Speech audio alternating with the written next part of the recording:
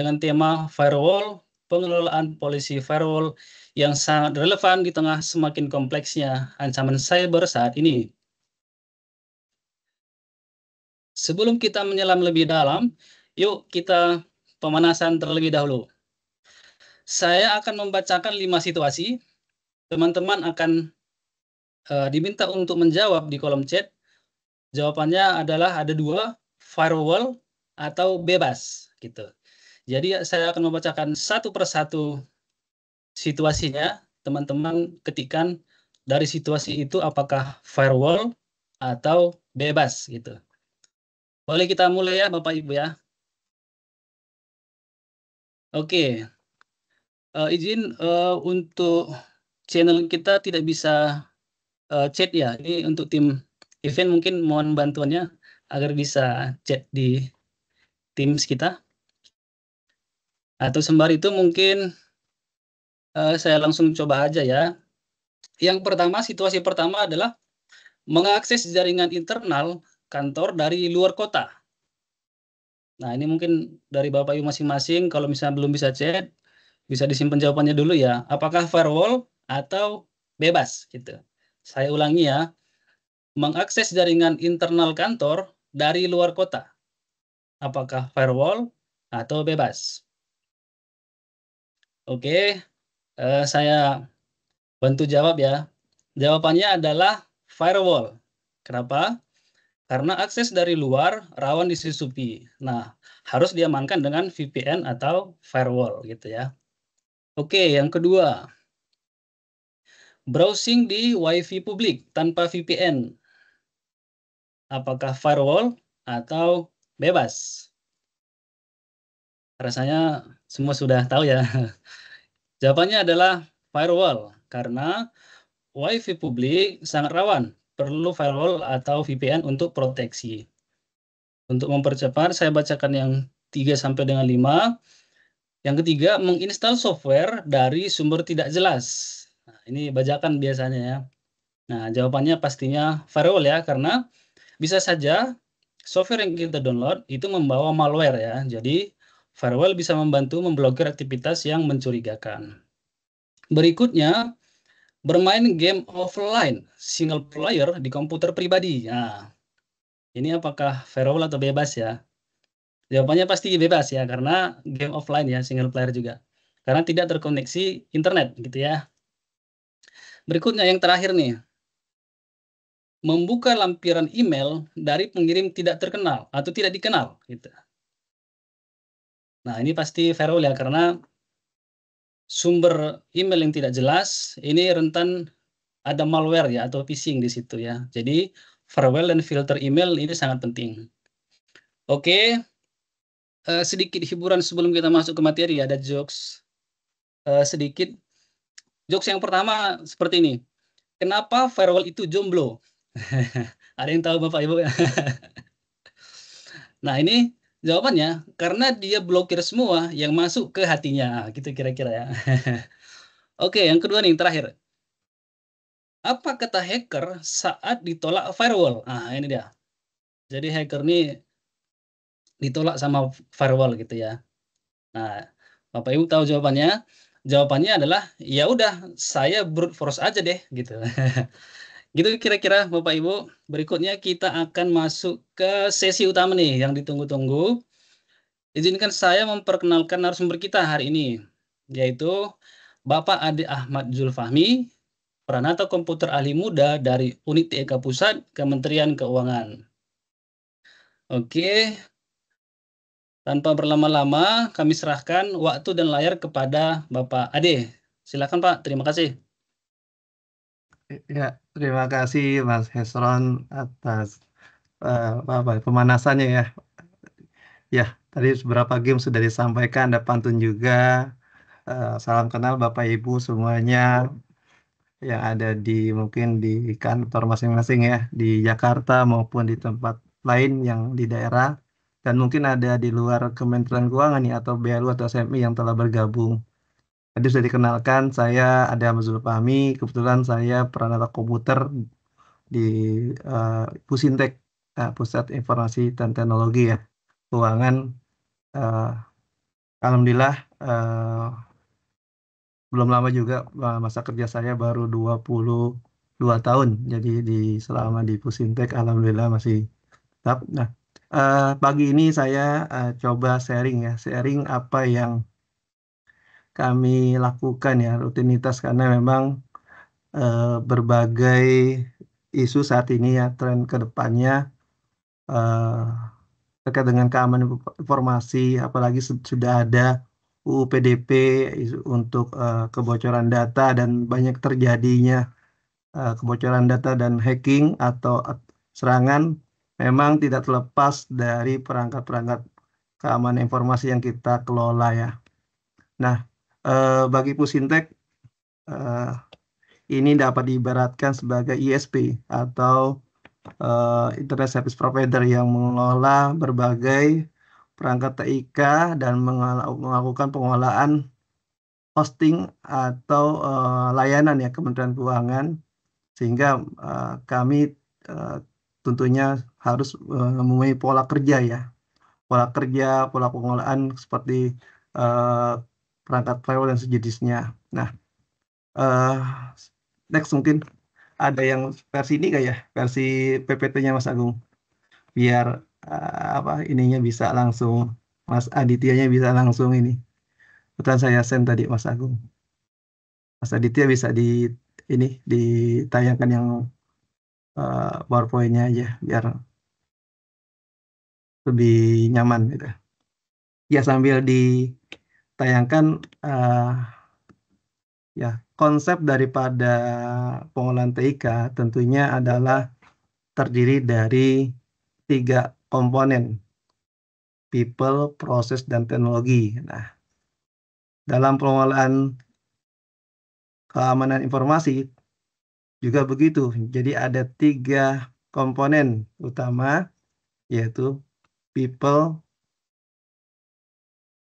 proses, dan teknologi. Nah, gambaran itu di dalam suatu pengolahan TIK itu saya coba menggambarkan sederhana ya, karena biar lebih nyaman kita menyimak dan menerima. Untuk people-nya itu pastinya ada personal atau SDM, dan teknologi, teknologi tentunya ada perangkat-perangkat keamanan informasi yang mungkin banyak ya.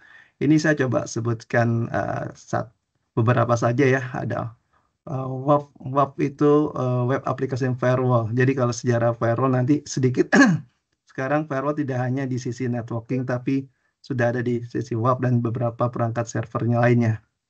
Kemudian ada firewall network atau sekarang istilahnya NGFW, Next Generation Firewall.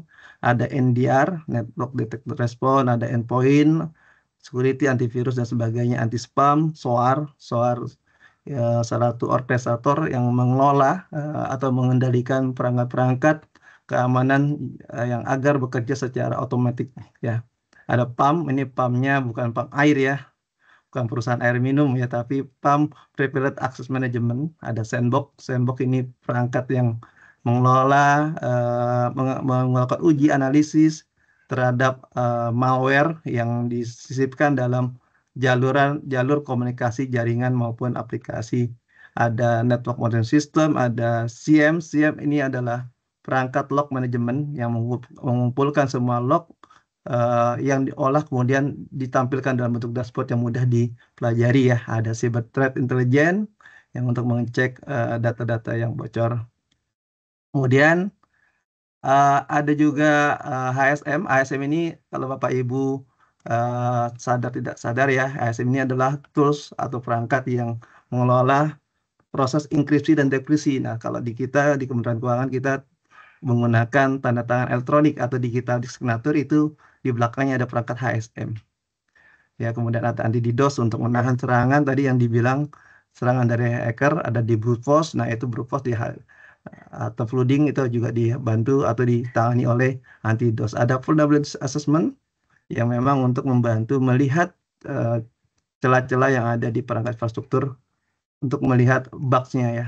Ada vulnerability testing, pen test itu untuk melakukan pengujian di aplikasi. Ada honeypot untuk membuat suatu simulasi ya, miniatur untuk menjebak attacker. Nah, dalam suatu proses itu tentunya ada SOP-nya. Nah, SOP ini yang kami lakukan di Pusintek ya. Jadi kami punya SOP-nya, bagaimana kita mengelola semua ini, dan tentunya di fokus pagi hari ini kita hanya membahas satu tema aja tentang pengelolaan firewall, terutama yang polisinya. Nah, kenapa? Karena nantinya setiap kegiatan yang kita lakukan tentunya akan diaudit atau di adanya pengawasan. Pengawasan itu di Pusintek dilakukan oleh teman-teman IR7, IRjen. Kemudian juga kami ada sertifikasi ISO 27001, ISO 20.000, dan ISO 9.000. Jadi pengawasan itu baik di sisi internal maupun eksternal dilakukan. Next, Mas Adit. Ya, next, lanjut. Nah, dari semua tadi ya SOC dulu deh. Dari semua yang tadi kita lakukan pengolahannya, maka tentunya ada namanya Pusat Kendali Keamanan Informasi. Dan istilah yang paling saat ini digunakanlah SOC, Security Operations Center. Kalau di beberapa tempat ada nama NOC, Network Operations Center. Nah, jadi pusat kendali ini sangat penting karena di saat semua perangkat itu bekerja, tentunya harus ada yang melihat, gitu kan? Ada yang melihat, dan juga tidak hanya berupa manual di di monitoring, tapi juga ada sistem yang membantu. Nah, salah satunya ada log collection, reporting, ada R&D-nya juga, threat intelligence, knowledge base, ticketing, CM, dan korelasinya. Nah, di sini di asosiasi ini bagian salah satu paling penting adalah ticketing.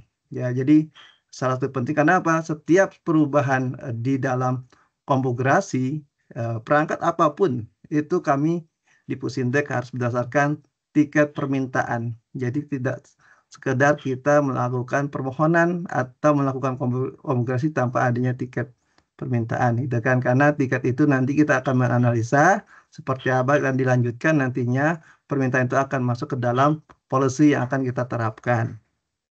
Next, Mas. Ya, jadi kita akan berbicara tentang pengolahan policy ya. Jadi yang saya sampaikan pagi ini adalah pengolahan policy eh, atau rule ya di dalam perangkat firewall. Kalau dulu setelah firewall namanya istilahnya UTM.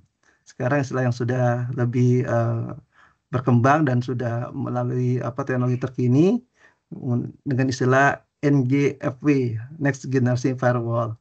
Next, Mas. Oke, ini sekedar pengetahuan singkat saja bagi Bapak Ibu mungkin yang sudah lama berkecimpung di IT, sudah tidak asing lagi ya istilah firewall, definisinya seperti apa, fungsinya seperti apa. Mungkin tidak salahnya saya menjelaskan sedikit terkait dengan firewall karena mungkin di antara kita ada juga yang memang notabene kegiatannya tidak sehari-hari atau tidak dalam unit TIK-nya gitu. Jadi firewall adalah suatu sistem jaringan yang berfungsi melindungi jaringan dari ancaman eksternal. Jadi dia tentunya ditaruh di paling atas. Kalau di dalam struktur infrastruktur arsitektur, dia itu adalah perangkat paling atas yang setelah perangkatnya ISP atau penyedia internet. Jadi kalau Bapak Ibu mungkin ilustrasi di dalam ini ya, kalau dibilang Bapak Ibu punya rumah, rumah itu ada halamannya pagar. Nah, pagar itu menjadi firewall gitu karena yang batasi atau lindungi Bapak Ibu rumahnya dari lingkungan luar itu. Nah, firewall dapat diibaratkan sebagai tembok ini, yakni pagar yang memang memisahkan. Nah, firewall sekarang tidak hanya ditempatkan di eksternal, karena ancaman itu bukan jadi eksternal aja, ada juga internal. Nah, karena di dalam khususnya di Kementerian Keuangan itu sudah banyak sekali jaringan ya dari kantor daerah tentunya perlu dipasangkan firewall. Di dalam setiap kantor unit daerah tentunya ada perangkat firewall yang untuk mengakses jaringan internet. Nah, begitu juga di data center atau pusat data. Kami juga menyiapkan firewall untuk dari kantor daerah atau antar gedung ke dalam sistem di data center. Next, Mas. Ya, nah mungkin sejarahnya saya kalau Bapak Ibu sekarang era sekarang itu era gampang ya. Dulu kita searching apa itu definisi mungkin penjelasan hanya satu kata atau satu kalimat paragraf. Sekarang kita searching suatu sejarah firewall itu sudah dapatkan informasi lebih lengkap ya. Ini adalah salah satu bentuk teknologi yang namanya ChatGPT artificial intelligence ya. Jadi sudah bisa memberikan informasi. Nah, jadi firewall secara awal itu adalah konsepnya penyaringan ya, filtering paket.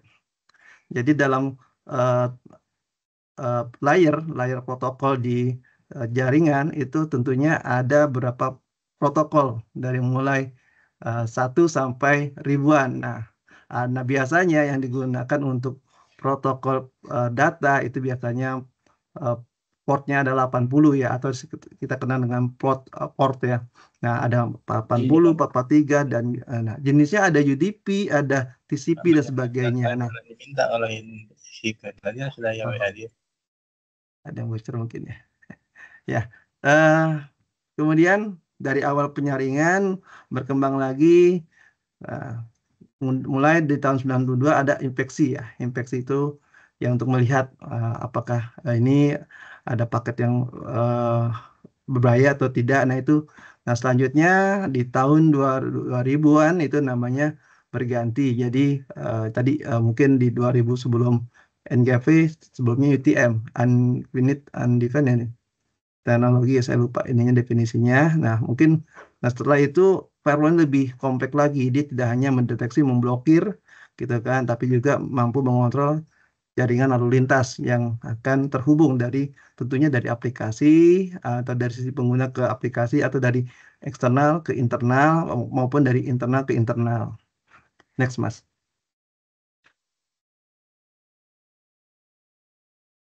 Ya. Nah, kemudian berkembang lagi saat ini firewall sudah terintegrasi dengan cloud ya. Jadi kalau Bapak Ibu punya cloud atau sistem di public cloud di AWS, Google Cloud Platform, mungkin Azure dan sebagainya, sekarang Bapak Ibu nggak lagi butuh membeli perangkat atau menyewa satu perangkat keras ya. Di sana disediakan fitur berupa firewall-nya cloud ya, software. Jadi sudah tinggal Bapak Ibu konfigurasi dan beberapa kami pun di Kementerian Keuangan, kita di Kementerian Keuangan pun ada beberapa yang memang kita ada interkoneksi ke arah public cloud yang memang ada kementerian atau lembaga yang telah menggunakan public cloud di luar, sehingga kita membantu untuk kawan-kawan di Kementerian Keuangan juga untuk interkoneksi sistemnya gitu kan. Jadi selama ini mungkin harus kita sediakan perangkatnya.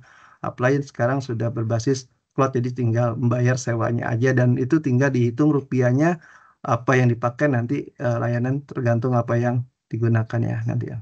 Nah, kemudian fungsi utamanya sebenarnya adalah melindungi ancaman dari luar, mengontrol lalu lintas jaringan dan meningkatkan keamanan. Oke, next Mas. Nah, jenis firewall ya, kalau dari ini ya, tadi kami sampaikan ada 2 jenis berdasarkan bentuknya ya. Ada perangkat keras, ini salah satunya saya ambil dari internet. Ada Fortinet, perangkat kerasnya, ada juga yang sifatnya software ya. Software itu biasanya yang sifatnya open source ya, di Linux atau di Unix. Nah, kalau berdasarkan jenis produk, itu banyak sekali. Ada Perimeter 81, Palo Alto, Fortinet, Cisco, Sophos, dan sebagainya ya. Jadi eh Sangfor juga ada ya. Jadi banyak produk-produk appliance ya, atau produk-produk firewall yang memang ada Imperva, ada Sonic, itu ada Checkpoint dan sebagainya. Dan tentunya masing standar umumnya adalah melakukan blocking, infeksi dan melakukan mengatur lalu lintas data gitu. Jadi secara prinsip utama walaupun brandnya banyak, tetap fungsinya tadi salah satunya 3 ya, untuk melakukan pengaturan, blocking, dan infeksi terhadap paket datanya. Nah, mungkin di beberapa tempat Bapak Ibu pernah melihat mungkin kantor-kantor unit di kantor daerah, kalau masuk ke ruangan mungkin bisa kelihatan ya apa yang dipakai eh, perangkatnya ya. Oke, next lanjut.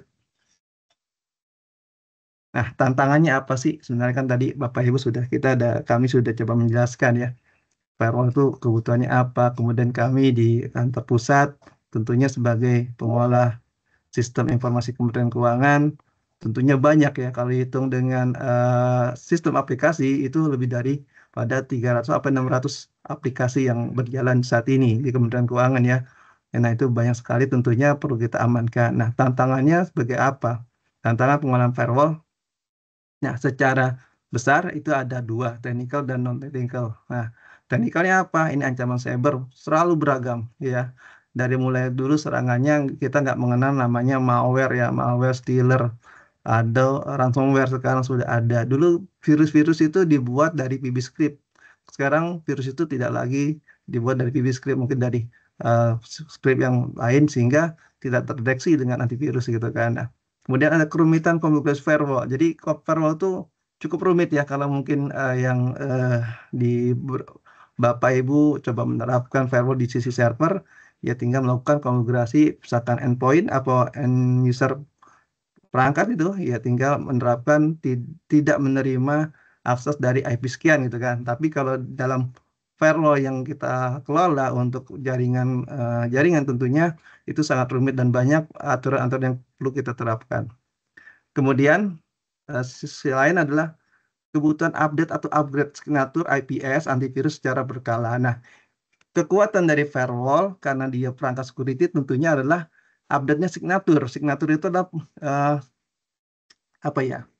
Signatur itu adalah contoh-contoh atau pattern-pattern yang digunakan gitu kan dari model-model serangan. Nah, itu yang penting yang kita update gitu ya, antivirusnya itu penting. Jadi kalau misalkan kita punya firewallnya keren, ya kalau bilang kecap nomor 1 Bango ya. Nah, kita punya firewall namanya Bango itu. Kalau kita nggak melakukan update signatur dan antivirusnya, itu sama aja tidak ada manfaatnya, atau mungkin ada manfaatnya tapi ada potensi jika ada virus lain yang baru, itu virus baru yang baru dirilis, maka si perangkat tidak akan bisa mendeteksi. Makanya yang terpenting dari perangkat security adalah update-nya secara berkala. Nah, update ini bukan update-nya secara berkala tuh seminggu atau sebulan. Ini perlu dilakukan update setiap hari. Makanya biaya nantinya tantangannya selain non technical adalah biaya daripada pemeliharaan perangkat firewall itu sendiri, gitu kan. Nah, kemudian yang keempat adalah perubahan topologi jaringan. Ini suatu hal yang wajar ya, topologi jaringan kayak waktu itu kami ada pasca kejadian PDNS ya, ada satu kementerian memindahkan data centernya, gitu kan. Saat memindahkan data centernya tentunya ada interkoneksi yang harus kita ubah. Yang tadinya adanya di data center nasional diubah ke public cloud. Nah, di sana kita harus menyediakan suatu sistem juga perangkat firewall yang bisa berkomunikasi dengan public cloud sana sehingga kita melakukan perubahan topologi. Itu mungkin salah satu contoh tantangan perubahan topologi ya. Kemudian perkembangan policy. Nah, ini yang kita akan bahas di pagi ini karena perkembangan policy ini terus bertambah ya. Kalau di Pusintek setiap bulan tuh kami hampir menerima tiket permohonan itu antara 20 sampai 40 sampai 50 ya. Paling banyak 50 tiket. Nah, tiket itu beragam. Ada yang minta pembukaan internet sementara karena memang ada kebutuhan untuk mendownload daripada mungkin source code yang ada di internet. Misalkan dia menggunakan Linux atau sebagainya, mungkin source code-nya mesti download dulu baru bisa. Atau ada kebutuhan lainnya sementara untuk interkoneksi. Contoh salah satu kebutuhan adalah terkoneksi dengan Google Captcha ya. Nah, jadi atau Google Analytics. Nah, itu sebenarnya server-server tidak defaultnya tidak diperlukan, tapi karena ada kebutuhan analitik maka perlu dilakukan pembukaan. Nah, kita melakukan itu dengan permintaan. Oke. Nah, itu yang mungkin yang kalau dihitung setiap bulannya taruhlah 30, berarti setahun itu hampir ada kurang lebih 300 sampai 400 policy yang kita tambahkan gitu kan. Selanjutnya yang menjadi concern juga jadi tantangannya adalah perubahan teknologi. Nah, karena teknologi ini ya bagian yang tidak kita dapat hindari ya. Yang tadinya mungkin Bapak Ibu melihat semua perangkat IT itu atau perangkat komputer itu adalah perangkat keras. Sekarang perangkat security itu tidak perlu perangkat keras, dia berupa software gitu kan. Artinya kita juga menghadapi tantangan seperti ini gitu kan. Nah, itu bagian salah satunya. Dan terakhir mungkin di antara 7 ini adalah bug atau cacat produk. Bug ini atau cacat produk itu tidak dapat kita hindari karena yang namanya suatu sistem program yang dibuat kadang bug itu terjadi bukan dalam kondisi normal gitu atau bukan dalam kondisi rentang waktu yang dekat. Nah, karena dia beroperasi mungkin beroperasi di lain waktu karena ada suatu peningkatan data atau suatu algoritma yang kurang pas, maka akan menimbulkan bug. Nah, makanya kalau Bapak Ibu dengar ada perangkat ini, ada bugnya, ada CPE-nya. Nah, itu biasanya kita segera melakukan update gitu kan. Dari prinsipalnya atau pemilik produk merilis suatu patch yang untuk menambal cacatnya itu. Nah, itu yang kita harus terus mengikuti dan setiap tahun paling tidak kita harus mengupgrade suatu sistem perangkat, baik itu perangkat firewall atau perangkat security atau perangkat lainnya itu minimal 1-2 patch yang harus diupgrade gitu kan. Oke, selanjutnya dari sisi technical, non technical, nah ini ada pertama dukungan SDM karena penting sekali ya. Agak berbeda firewall ini dengan perangkat-perangkat network lainnya ya. Jadi kalau firewall ini perlu kita benar-benar konsen. Nah, dalam pengembangan SDM, kami di sini juga harus membangun suatu SDM yang memang bertingkat ya. Tidak bisa langsung orang yang baru lulus sarjana atau mengenal IT langsung bisa melakukan konfigurasi di firewall. Dan dia harus ada pertahapan, dia harus memahami suatu routing protokol, kemudian konsep-konsep network, dan mungkin nantinya baru mempelajari jenis atau konfigurasi yang ada di firewall. Jadi memang membutuhkan waktu untuk mengembang SDM sendiri. Nah, yang selanjutnya tadi karena ini perangkatnya memang harus dibayar setiap tahun lisensi atau renewalnya bagi yang berbayar ya, itu menjadi tantangan karena anggaran harus tersedia. Ya, kita gak berharap ya ada satu, mungkin Bapak Ibu bisa cari di suatu internet ya ada salah satu kejadian breach atau serangan daripada virus disebabkan karena anggaran untuk melakukan update atau renewal lisensinya itu tidak tersedia. Jadi dan tadi saya sampaikan patch-nya atau signatur dari antivirus tidak mengenali adanya virus baru gitu kan. Itu yang menjadi salah satu tantangannya. Kemudian dukungan prinsipal. Nah, ini prinsipal juga bagian dari yang terpenting. Jadi, kalau terjadi adanya temuan zero day atau suatu celah yang belum bisa ditutup, tentunya prinsipal harus bisa cepat, gitu kan? Karena kita tidak bisa menggunakan suatu produk yang saat ini ditemukan cacat, gitu kan? Nah, seperti Bapak Ibu mungkin mendengar, kalau di kendaraan ya, di mobil atau nanti kalau ada cacat produk, pasti ada melakukan recall.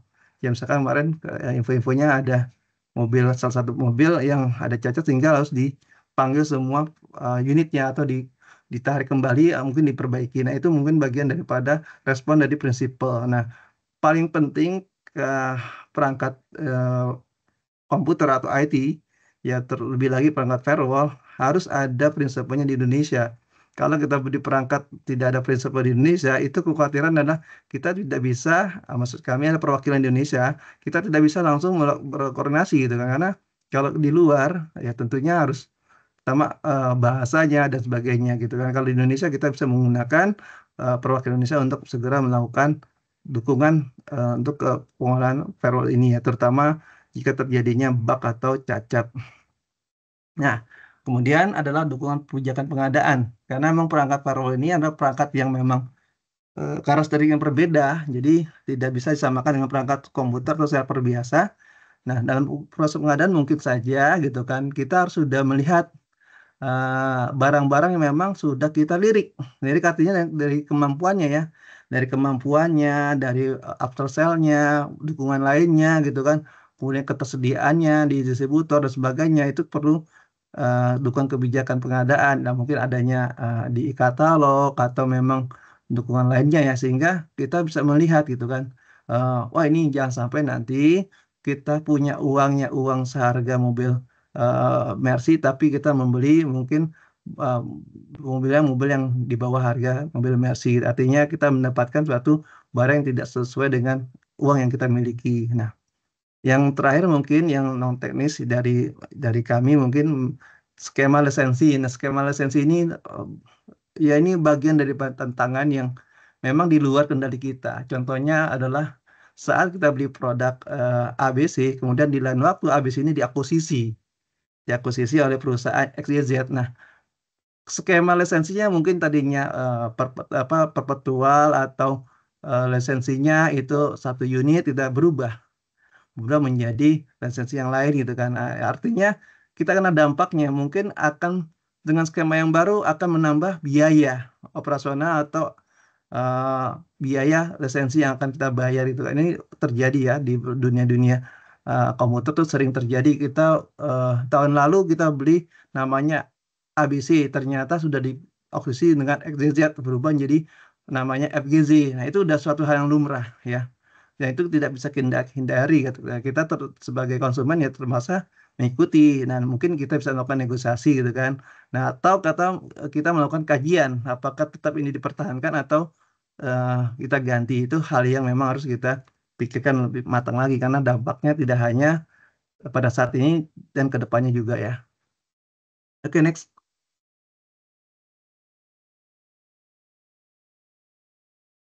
Next, Mas Adit. Halo.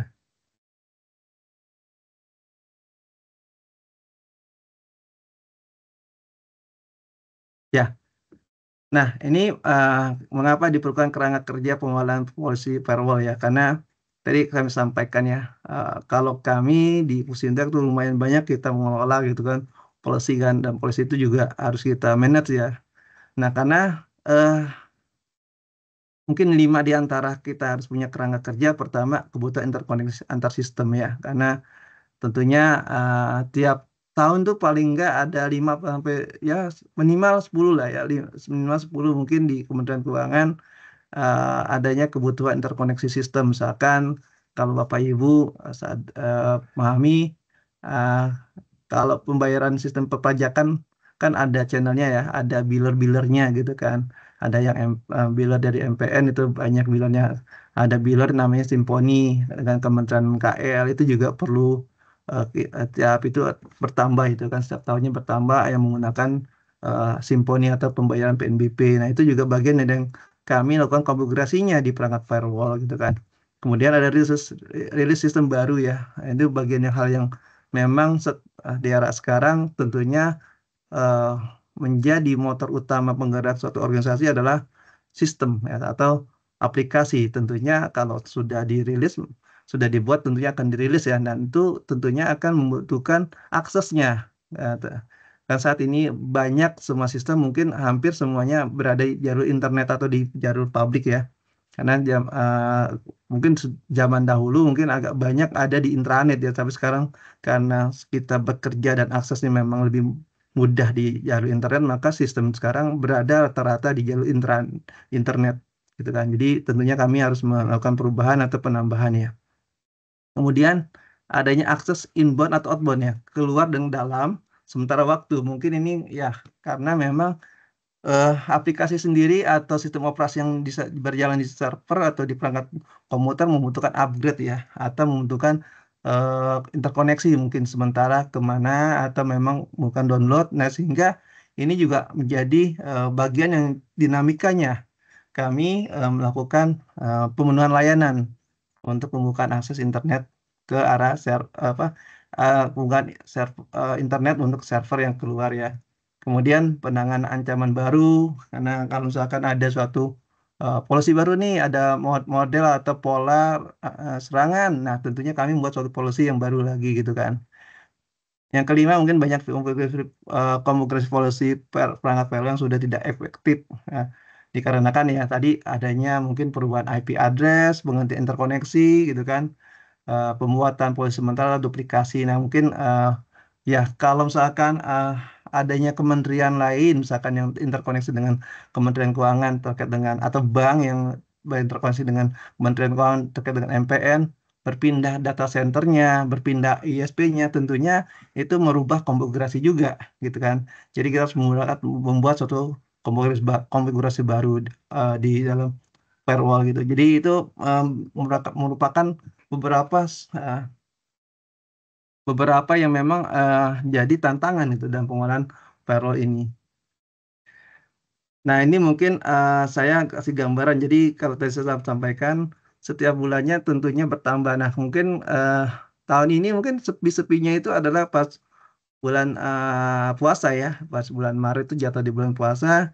Banyak teman-teman mungkin developer yang tidak mengurangi ya aktivitas untuk rilis sistem atau mengurangi kegiatan lainnya sehingga tidak begitu banyak. Nah, biasanya kalau di area bulan-bulan biasa itu tiket kami untuk melakukan perubahan dan penambahan komunikasi polisinya itu kurang lebih 30 sampai 45 ya. Jadi ya kalau dihitung mungkin selama setahun kurang lebih kita punya tiket hampir 400 sampai 500 tiket gitu kan. Dan itu bertambah gitu kan tiket tuh maksudnya kalau diakumulasi dalam beberapa tahun mungkin dah ada 1.000 untuk 2 tahun, mungkin 4 tahun udah ada 2.000 gitu kan, dan itu memang perlu kita manage. Nah, ini yang jadi persoalan kenapa kami mungkin men-sharing gitu kan, ingin men-sharing bagaimana sih mengelola policy-policy yang telah dibuat di firewall itu seperti apa gitu kan, untuk lebih efektif karena beberapa perangkat firewall tentunya punya batasan ya. Mungkin ada batasan dia hanya mampu menampung polisinya hanya sampai 500. Nah, kalau sudah lebih 500 seperti apa? Atau ada yang mampu menampung mungkin sampai 10.000. Tapi kan tidak begitu saja kita terus sampai dia batas akhirnya 10.000. Nah, akhirnya akan mempengaruhi performa dari perangkat itu gitu kan. Dan juga menjadi celah kalau misalkan ada suatu perangkat atau policy yang sudah tidak digunakan tapi dibuat permanen dengan rule-nya atau policy-nya inbound ada dari luar bisa masuk ke dalam ya di port berapa dia bisa akseskan gitu kan ya itu juga menjadi rawan celah. Jadi perlunya kita lakukan evaluasi daripada policy yang telah kita buat di firewall. Next, Mas. Nah, mungkin apa sih kerangka kerja yang kita gunakan itu kan? Sebenarnya kerangka kerja yang kami gunakan referensinya tidak jauh dari PDCA karena PDCA ini adalah suatu kerangka kerja yang siklus PDCA ini sudah digunakan oleh beberapa ISO ya, sudah digunakan untuk beberapa pengolahan. Nah, apa saja PDCA? PDCA plan, do, check, execute. Jadi setelah direncanakan, dikerjakan, dimonitoring dan ditindaklanjuti. Nah, ini yang kami coba mengikuti ya karena kita saat ini saat kami melakukan pencarian literasi terkait dengan pengolahan policy firewall itu yang nggak ada secara spesifik, nggak ada secara khusus itu yang mengatur kakak kerja seperti apa atau siklus seperti apa sehingga kami merefer pada PDCA ini. Nah, tapi kami coba sesuaikan, kita adopsi atau kita kembangkan sesuai dengan kebutuhan kita. Next, Mas mungkin. Tadi. Nah, ini adalah pola yang coba kita kita terapkan gitu kan. Jadi saat kami melihat nih, wah dari kegiatan yang kami lakukan, wah ini maaf ini ada kekurangan mungkin nih. Jadi ada kurang lebih ada 5. Pertama request. Jadi tadi kan disampaikan di dalam SOC itu harus ada ticketing. Nah, tiket itu tentunya bagian dari request. Nah, setelah itu kita create, kita buat untuk bisa bisa diterapkan gitu kan secara request. Jadi request itu banyak ya kalau kemudian di Kementerian Keuangan itu bisa dari kita punya aplikasi service desk ya jadi yang melakukan itu. Kemudian saat diajukan tentunya ada beberapa persyaratan yang perlu diisi atau dilengkapi ya. Karena memang tiket ini menjadi bagi kami pengelola firewall itu menjadi parameter yang kami lihat itu biasanya. Jadi bisa menjadi kunci bagi kami ini polisinya masih digunakan atau tidak ya. Kemudian saat kita create kita membuat policy tentunya harus ada change request ya dari ininya dari usernya dan kita melihat pedoman pengolahan perangkatnya seperti apa. Jadi dari misalkan permintaannya pembukaan akses internet server ke arah internet tapi portnya yang diminta adalah port 445 atau port SMB. Tentunya kami tolak gitu kan. Yang standar biasanya portnya adalah 80 dan 443 gitu kan. Atau memang ada port khusus yang memang kami lihat dulu ada celah nggak di sana. Nah, oke, bisa ke back dulu Mas sebelum itu Mas. Ya, itu mungkin ya. Jadi kita perlu ini melihat daripada permintaannya. Kemudian setelah buat kan operasional ya operation. Jadi setelah kita rilis operasional kita cek berjalan atau tidak ya. Nah, itu di proses ceknya nanti kita berjalan evaluasi apakah nantinya adanya masih diperlukan polisinya atau tidak. Nah, kalau sudah uh, kita cek, tentunya kita tindak lanjuti nih. Misalkan ada yang sifatnya sementara, misalkan polisi itu hanya dibuat untuk jangka waktu 10 hari. Nah, itu maka ke berikutnya kita lihat ini masih dipakai nggak ya. Nanti kita rekap, kita lihat setiap bulannya. Kalau nggak diperlukan maka kita hapus karena kalau kita tidak hapus atau tidak diamkan maka pulau itu kan terus menambah gitu kan nanti kalau sudah banyak malah akan mempengaruhi dari performa dari perangkat sendiri. Oke, next Mas. Nah, ini tadi yang kami sampaikan. Jadi, di tahap request dan permintaan, kami berdasarkan daripada tiket permintaan. Jadi, Bapak Ibu, kawan-kawan semua di Kementerian Keuangan, mungkin ada beberapa kawan Bapak Ibu pernah mengajukan permintaan akses server gitu kan. Karena servernya sudah siap dirilis ke production, maka minta atau server yang di production ternyata ada kebutuhan untuk mendownload of sistem operasinya atau komponen aplikasinya mungkin kayak apa ya ada jQuery-nya atau sistem lainnya yang perlu diakses dari download dari luar ya kita akan bantu. Nah biasanya kita minta tuh kepada kawan-kawan tolong diisi permintaan seperti apa. Jadi source-nya di mana atau asal servernya di mana, kemudian tujuannya kemana. Nanti kami akan bantu untuk melakukan pembukaan. Nah, dengan syarat dengan catatan nanti mengisi formulir clearance check self-service. Jadi ini kami minta mengisi untuk memudahkan kami juga gitu kan. Jadi di situ ada keterangan dia butuhnya untuk apa. Karena kami akan menganalisa, jadi menganalisa apakah ini benar-benar dibutuhkan atau tidak. Kemudian ada siapa yang minta, siapa penanggung jawabnya itu bagian daripada untuk memastikan bahwa perintah itu benar-benar diminta oleh seseorang atau PSI dan ada penanggung jawabnya untuk permintaan tersebut. Nah, kemudian di di eh, dalam proses permintaan itu tentunya ada tiket. Nomor tiket itu sebagai kunci kami juga tuh tadi saya sampaikan. Jadi Bapak Ibu mungkin yang di Kementerian Keuangan kita sudah paham ya nomor tiket dalam setiap permintaan itu ada diawali dengan tahun gitu kan tahun kemudian tanggal bulan bulan hari ya. Nah mungkin di tempat lain Bapak Ibu yang di luar Kementerian Keuangan ya mungkin dengan sistem masing-masing silakan ya. Minimal Bapak Ibu yang mengolah perangkat atau mengolah permintaan layanan mempunyai dasar terhadap eh, permintaan itu sendiri dan ada identifikasi ID-nya gitu kan. Kemudian kemudian diproses permintaan CAB-nya. Next Mas. Ya, next. Kita langsung ke tahap create. Nah, setelah itu kita melakukan analisa. Ya di create tadi di dua ya back dulu sedikit. Ya, kita melakukan analisa, memastikan ini tidak kontradiktif. Kadang tadi saya sampaikan ada permintaan yang memang buka portnya saya ingin mendownload dari IP sekian. Yang berantakan itu tempat gua mah rapi.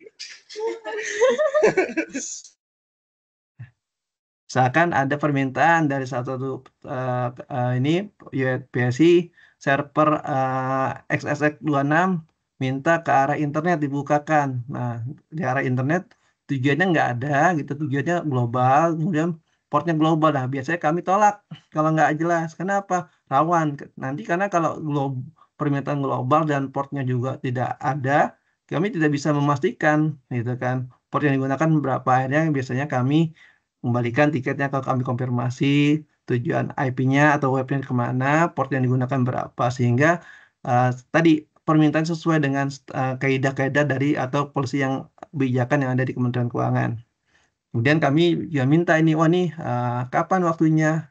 Biasanya kami kasih limitasi kalau sifatnya development ya kami kasih batasan mungkin 30 hari dengan catatan port yang dibuka yang port standar dan tujuan sudah jelas. Kalau memang dia untuk interkoneksi sistem yang memang itu sifatnya permanen, nggak apa-apa.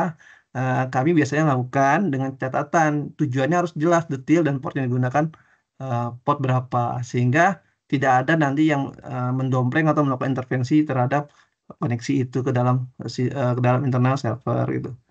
Ya, kemudian polisinya juga tuh, kemudian hasil itu kami sampaikan ke teman-teman di bagian change management. Next, Mas. Ya, setelah dioperasi kita lakukan accept, ya, kita lakukan enable biar berjalan prosesnya. Kemudian kita periksa lognya, ya, atau traffic transaksinya minimal. Setelah kita buat, kita lihat 3 hari. Setelah 3 hari ini ada nggak trafficnya gitu kan? Oh ya ada. Kemudian ada banyak anomali nggak atau hal yang lapan itu kita lakukan. Nah setelah itu mungkin ada setelah kita buat polisi biasanya ada proses backup. Backup ini backup polisi ini biasanya tergantung kebutuhan ya secara berkala. Ada mungkin mingguan, setiap minggu dilakukan backup atau bulanan gitu kan. Artinya setiap proses yang kita buat karena polisinya selalu menambah, tentunya kita melakukan backupnya pun secara berkala kita tentukan. Gitu. Dan menyimpan backup pada storage penyimpanan. Jadi ya biasalah kalau kita simpan ya kita pastikan di tempat berbeda. Jangan kita simpan di satu tempat gitu kan. Biasanya kita tempatkan di tempat lain sehingga kalau terjadi crash pada perangkat firewall kita bisa restore config atau polisi yang sudah dibuat. Next. Nah, ya kemudian kita melakukan checks ya. Checks ini ya biasanya pemeriksaannya berkala ya. Nah, tinggal tergantung ya, mungkin pola-polanya bisa diambil misalkan minimal 6 bulan gitu sekali, misalkan setelah dibuat misalkan Januari, Februari, Maret, April, Juni. Nah, Julinya baru kita lakukan proses evaluasinya. Tapi evaluasi untuk bulan Januari, apakah masih berjalan polisinya, masih ada transaksi enggak gitu kan, ada trafficnya masih ada enggak. Nah, itu kita batasi gitu kan.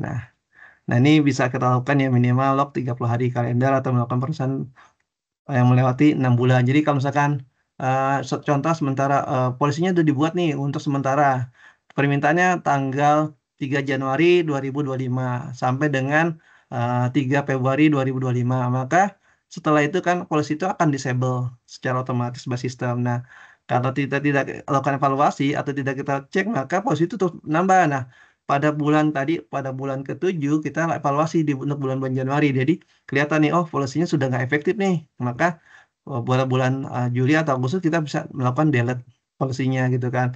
Jadi polisi itu kumpulan polisi itu tidak bertambah banyak tadi, tidak memengaruhi performa dari perangkat. Nah, kemudian melakukan perusahaan IP-nya. Jadi bisa jadi IP-nya berubah gitu kan. Ada polisi misalkan tetap aktif, ternyata IP-nya sudah nggak ada gitu aja. Jadi kita bisa lakukan melakukan perubahan itu penyesuaian. Oh ini IP-nya sudah nggak berubah nih, udah nggak tidak ada lagi. Jika kita bisa lakukan disable atau delete untuk perangkat tersebut atau polisi tersebut. Yang kemudian melakukan rekapitulasi polisinya di dalam kertas kerja. Nanti kami coba share di akhir slide-nya ada kertas kerjanya. Next. Ya, next Mas. Nah, terakhir setelah polisi ini dibuat, tentunya kita melakukan tindakan evaluasinya. Jadi polisi yang aktif dan expired gitu kan. Jadi memastikan kalau yang aktif benar nggak aktifnya itu portnya fitur-fitur yang dilakukan benar nggak kan, karena beberapa perangkat firewall tentunya ada fitur IPS, antivirus, kemudian aplikasi kontrol, kemudian SSL infeksi dan sebagainya. Nah, tentunya kita cek lagi ini antivirusnya sudah ada atau belum, IPS sudah ada bukan ada ter-enable atau tidak gitu kan. Jadi kita melihat itu. Nah, kemudian memastikannya polisinya tuh rule-nya benar gak yang digunakan nanti gitu kan. Nah, kalau sudah expired nantinya kita masukkan ke dalam hasil monep gitu. Nanti monep itu akan kita lakukan tindakan misalnya penghapusan gitu kan. Tapi penghapusan kita konfirmasi dulu, kita lihat apakah benar-benar ini sudah tidak efektif atau tidak ada transaksi. Ya mungkin kita lihat terakhir dia gunakan transaksi ini misalkan kita evaluasi untuk bulan Januari, ternyata bulan Maret sudah tidak ada transaksi sampai dengan bulan Juni, berarti otomatis ini polisi ini sudah tidak lagi digunakan. Wah, kemudian ditambah lagi dengan adanya mungkin informasi expired atau IP-nya berubah. Jadi itu bagian daripada yang akan kita lakukan penghapusan atau penonaktifan polisinya. Nah, kemudian setelah itu kita sampaikan kepada unit kerja gitu ya. Misalkan yang berkaitan ini konfirmasi ini benar nggak polisinya tetap digunakan atau tidak. Oke, next. Nah, ini mungkin slide terakhir ya di sesi pagi ini. Nah, ini mungkin bisa kita lanjut. Nah, ini laporan kasus kerja kita. Jadi kita kita rekap dari semua polisi yang ada. Kita rekap nama polisinya apa gitu.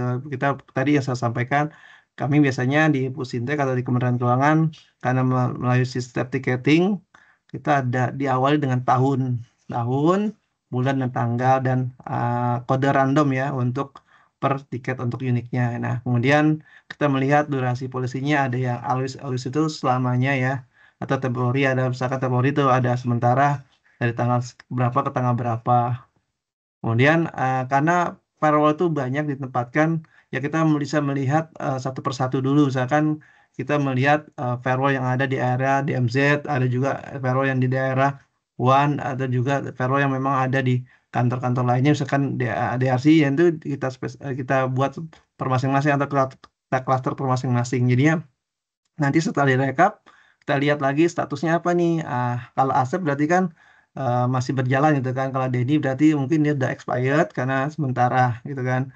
Nanti kita lihat, ini masih enable atau masih berjalan untuk apa gitu kan. Bisa jadi bisa untuk koneksi. Oh iya, kemudian kita lihat datanya berapa, kemudian kapan data aktifnya. Terus misalkan aktifnya baru kemarin atau minggu lalu gitu kan. Nah, kita batasi kalau dia masih seminggu, mungkin ada juga pola-pola interkoneksi yang hanya periodenya tertentu gitu kan, nggak setiap hari. Mungkin dia hanya untuk transaksi data, tukaran data yang mungkin di schedule dibuat per minggu atau per 2 minggu. Jadi bisa jadi di hari-hari yang tidak di schedule maka tidak ada transaksi gitu.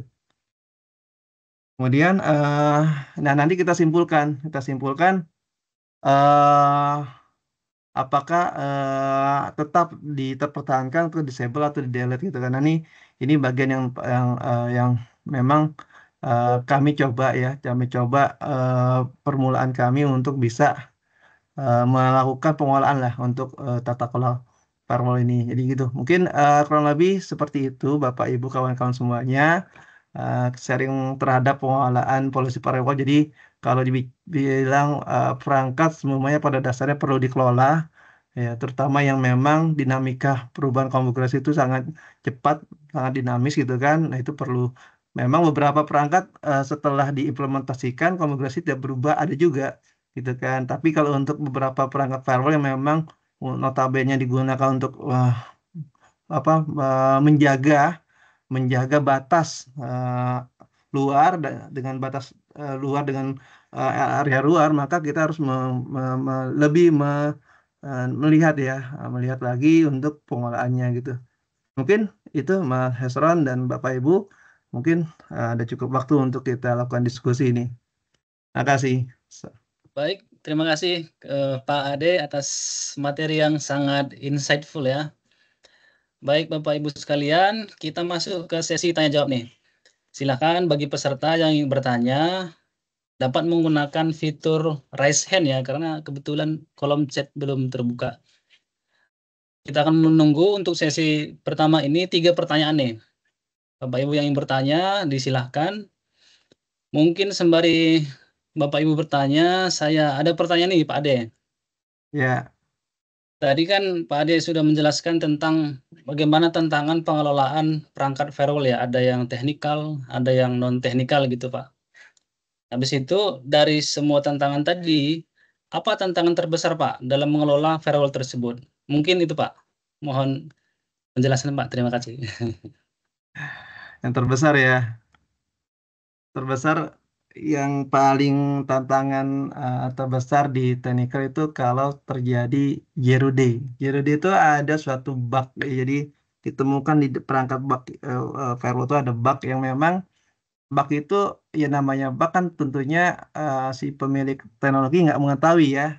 Tentunya orang lain dulu yang mengetahui. Nah, PR-nya adalah bagaimana bug itu bisa ditutup gitu kan. Sedangkan kita di sini adalah pengguna. Siapapun Bapak Ibu sebagai pengelola TIK tentunya pengguna. Nah, yang bisa menambal celah itu tentunya prinsipal. Nah, bagaimana si prinsipal ini mempunyai suatu sistem R&D yang bagus sehingga bug itu cepat dilakukan rilis untuk menambalnya atau tambalannya bisa segera dirilis itu kan. Nah, tinggal kita berapa ya adu cepat dengan potensi serangan yang akan dilakukan dari luar melalui bug yang ada gitu. Itu tantangan yang memang kita di satu sisi kita nggak bisa melakukan petnya apa nih gitu. Tentunya kita akan mengkonversi mitigasi resikonya seperti ya, misalkan waduh kita membatasi misalkan tadinya firewall ini untuk interkoneksi apa gitu karena ada bug yang tidak bisa kita tangani segera maka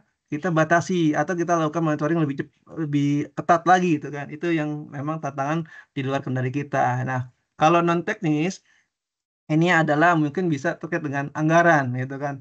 Anggaran kan bagian yang memang kebijakan yang dari pimpinan di level tertinggi gitu kan. Nah ini juga menjadi tantangan juga karena kalau sudah anggarannya sudah tidak ada atau berkurang ya kembali lagi karena kita pengguna ya kecuali nanti Bapak Ibu mungkin memilih suatu produk perangkat firewall-nya adalah open source ya tidak memerlukan anggaran gitu ya.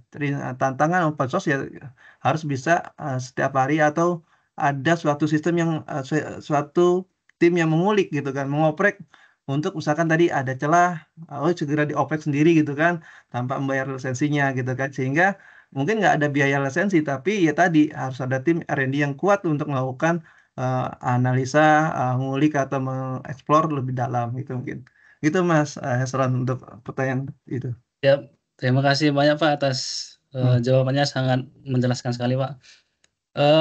Sekarang ada resen dari Bapak Citra Harisabtagraha nih. Silakan Bapak menyampaikan pertanyaannya Pak. Ya, makasih Mas Hesron nih. Bukan pertanyaan sih sebenarnya saya cuma ini aja. Saya kan orang awam lah kalau boleh dibilang soal masalah beginian ya. Ini aja saya kemarin kan pernah kejadian ini dikit. Ini saya dari KPPN Pekanbaru nih. Ya Pak. Kejadian Ya, Pak. saya waktu di Jambi waktu itu posisinya itu terbakar ya posisi Palo Alto-nya waktu itu. Terus kita nunggu pengiriman dulu selama sehari apa 2 hari waktu itu. Jadi sistem mau nggak mau terpaksa di down dulu kan. Cuma setelah saya searching berapa itu harga Palo Alto-nya saya agak terkaget-kaget juga gitu loh. Kok harganya bisa istilahnya tidak kalau untuk pandangan saya sebagai orang awam kayaknya kok hampir tidak masuk akal gitu ya. Nah itu saya ini ya kalau tadi lihat penjelasan Mas Ade tadi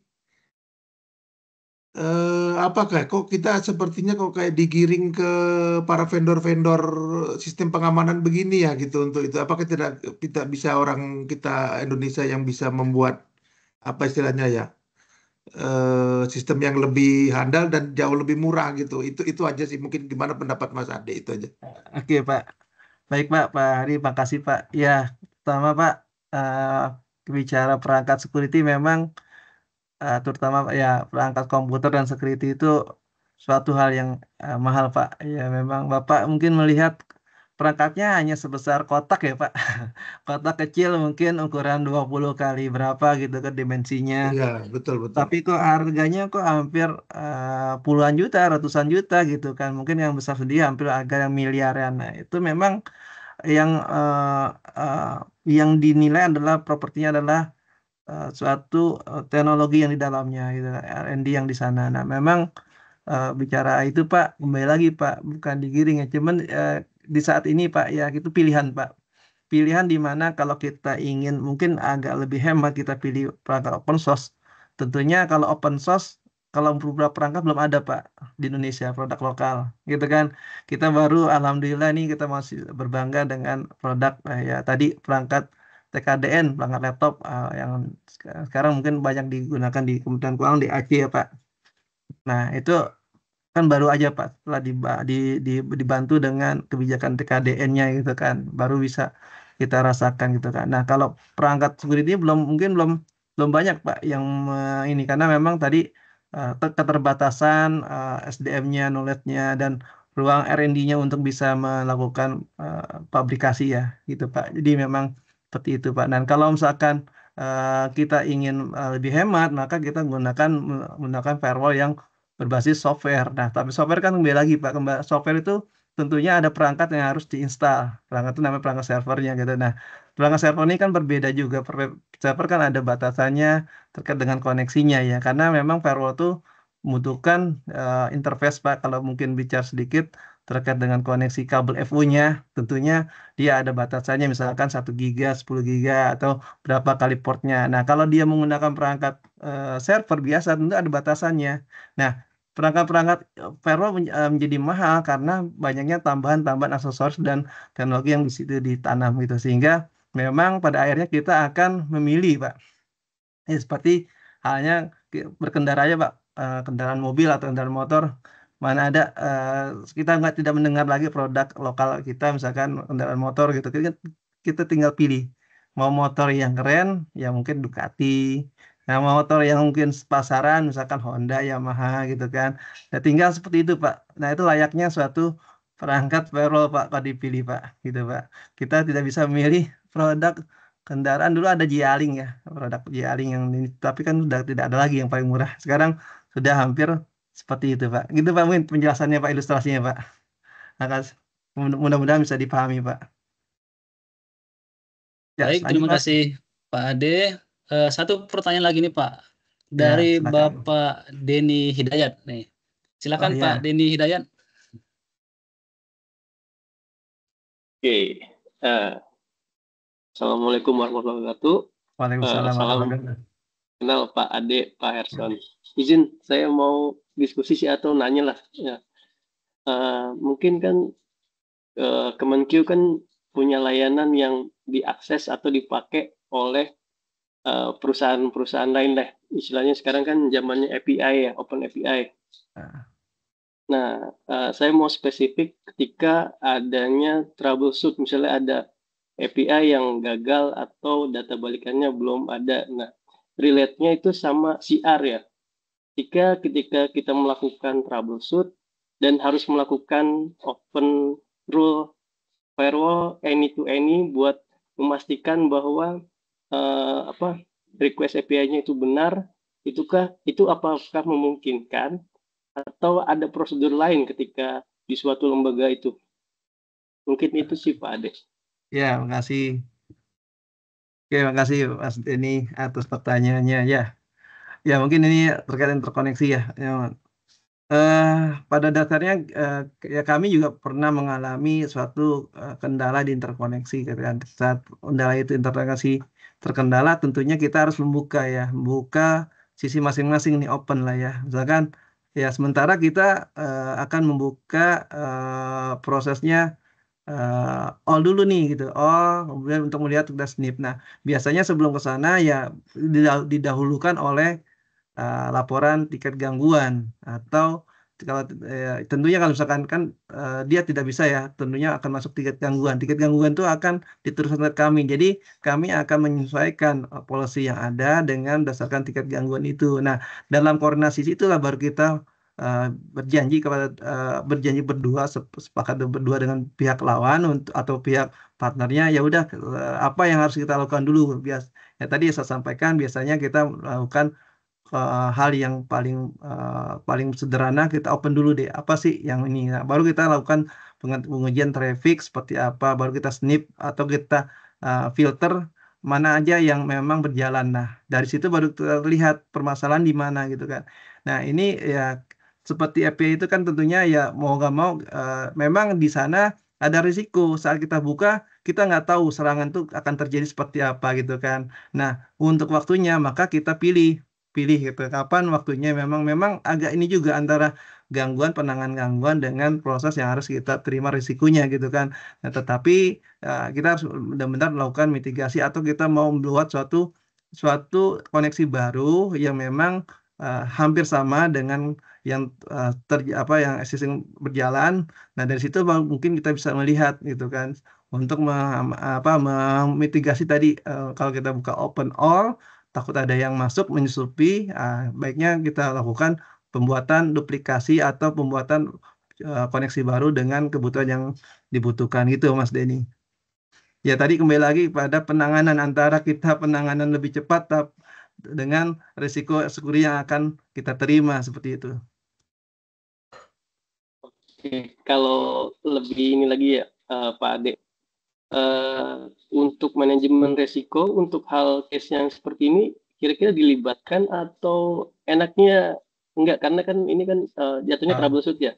Ya, kalau manajemen risiko sebenarnya gini, kalau semua manajemen risiko kan diterapkan di semua proses ya, artinya tentunya kita menghitung tadi berapa. Nah, contoh dari tadi penanganan tiket gangguan. Nah, itu kan itu ada manajemen risiko, risikonya berapa nih, satu gangguan sistem ini akan berdampak seperti apa, berapa lama harus direspon, dampaknya seperti apa yang dirasakan oleh owner atau pemilik proses lainnya gitu kan, itu kita menghitung gitu kan. Nah, tidak lepas daripada ya tadi koordinasi di antara rule atau apa istilahnya, kalau istilah di ITSM atau security itu rule ya, pihak-pihak yang terkait dan kita berkoordinasi seperti apa. Akhirnya kita harus menentukan proses mana, kita harus menghitung risikonya, risiko yang biasanya kita ambil risiko yang paling rendah daripada yang akan kita lakukan itu kan.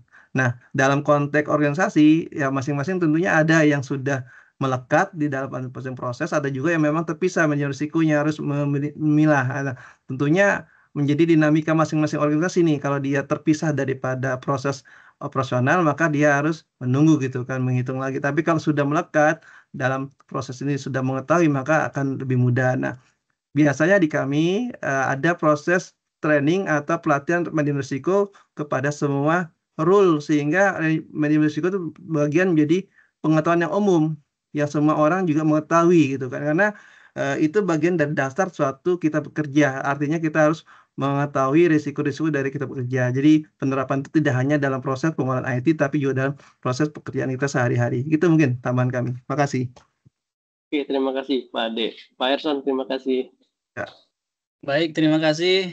Mengingat waktu ya Bapak Ibu, mungkin satu pertanyaan lagi bisa nih dari Bapak Arif Rahman ya. Silakan Pak Arif Rahman. Ya, baik ya, terima kasih. Mohon izin ada dua mungkin ya. Yang pertama mungkin saya ucapkan terima kasih kepada Pak Fahmi nih ya, udah memberikan ilmu dan penjelasan yang komprehensif gitu ya. Yang kedua izin bertanya Pak, mungkin terkait dengan kondisi di Kemenkeu gitu ya. Kalau kita lihat kan seluruh pengelolaan terkait dengan IT hampir semuanya dikelola oleh teman-teman di Pusintek gitu ya. Nah, kemudian terkait dengan firewall ini apakah memang ada gitu ya bagian dari teman-teman di eselon 1 yang bisa disupport gitu ya. Kalau ada mungkin nanti bisa minta tolong disampaikan gitu ya. Kalau misalnya tidak ada ya kita juga alhamdulillah kita bisa fokus ke tugas kita yang lain, mungkin seperti itu Pak. Mungkin itu aja Pak, terima kasih. Oke, kasih Mas Arif. Jadi gini Mas Arif ini dari DJA ya. DJA kan unitnya memang pada unit eselon 3, unit TK-nya ada di eselon 3-nya ya, dan mungkin tidak banyak ya karena memang sudah konsolidasi data center. Nah, mungkin yang masih ada mengelola firewall ya teman-teman tadi di unit DJP ya, yang memang punya data center masih ada gitu kan. Dan beberapa mungkin unit yang memang mempunyai perjanjian penggunaan data center di Kementerian Keuangan dengan khusus ya, jadi mungkin ada perangkatnya. Nah, di unit vertikal lainnya memang disediakan berupa firewall. Firewall ini ada yang memang beragam ukurannya, saya tidak paham ukurannya pastinya. Tadi sampaikan Pak Hari malah tadi sebutkan ada perangkat Palo Alto yang waktu itu kebakaran gitu, artinya ada perangkat firewall di sana. Tetapi dalam pengolahannya biasanya perangkat itu tidak diserahkan langsung kepada unit kantor vertikal gitu kan, kayak KPPN Pak Hari tidak melakukan pengolahannya, tapi biasanya jika itu bagian daripada servis layanan itu menjadi bagian dari tanggung jawab vendor atau pihak ketiga. Nah, kalau untuk di Kementerian Keuangan yang memang seperti Kasembas di DJA, tentunya yang ada perlu dilakukan adalah pengolahan. Tadi saya sampaikan mungkin firewall tidak hanya ada di sisi network, ada juga di sisi aplikasi, ada juga di sisi server. Jadi mungkin yang lebih tepat bagaimana teman-teman di unit TIK sebagai pengelola server atau PM atau pilotasi, maka harus memahami juga terkait dengan firewall yang ada di sisi server gitu. Bagaimana bisa merancang atau melakukan pengelolaan server yang dia kelola agar tidak sembarangan atau tidak terekspos terlalu banyak dari sisi luarnya. Nah, paling mendekati adalah Bapak Ibu mungkin ya, ini bisa bermain dengan firewall adalah di perangkat laptop atau perangkat masing-masing, karena mungkin yang berbasis Windows ada fiturnya gitu kan. Tapi kalau berbasis Linux juga ada fiturnya juga, VTable atau config sebagainya itu bisa dilakukan. Nah, tapi sebagai unit TIK, maka peranannya dari Mas Arif adalah mengelola untuk firewall yang ada di sisi server atau perangkat VM yang dikelola oleh teman-teman DJA yang memang masih ada tanggung jawabnya. Seperti itu mungkin. Terima kasih. Ya, baik, terima kasih Pak Fahmi atas informasinya. Jadi memang masih ada Pak ya tugas di kami ya untuk server dan juga mungkin perangkat klien di kami di DJA ya Pak. Baik, terima kasih Pak Fahmi, Mas Herson ya. Baik, terima kasih Bapak Ibu. Luar biasa ya, banyak sekali wawasan yang kita dapatkan hari ini. Terima kasih nih sebesar-besarnya kepada Pak Ade Ahmad Zulfahmi dan kepada seluruh Cyber Guardians nih yang telah aktif dari awal sampai dengan akhir. Sebagai penutup, izinkan saya membacakan pantun. Firewall dijaga penuh waspada. Polisi diatur dengan bijaksana. Ilmu diserap makin percaya diri berkarya. Sampai jumpa di sesi selanjutnya. Saya Hesron Ginting, mohon undur diri. Wassalamualaikum warahmatullahi wabarakatuh. Selamat menjalankan aktivitas dan mari terus jadi garda terdepan keamanan digital Kemenkeu. Terima kasih. Ya, Bapak Ibu, saya pribadi pertama mohon maaf jika ada yang kurang pas atau kurang berkenan. Terima kasih atas kedua waktunya dan bertemu lagi di sesi berikutnya. Salam dari kami. Wassalamualaikum warahmatullahi wabarakatuh. Salam pagi. Izin Bapak Ibu. Ya. Terima kasih Mas Adi. Ya, sama-sama Terima kasih Pak. Mas Fahmi. Terima kasih Mas Agung.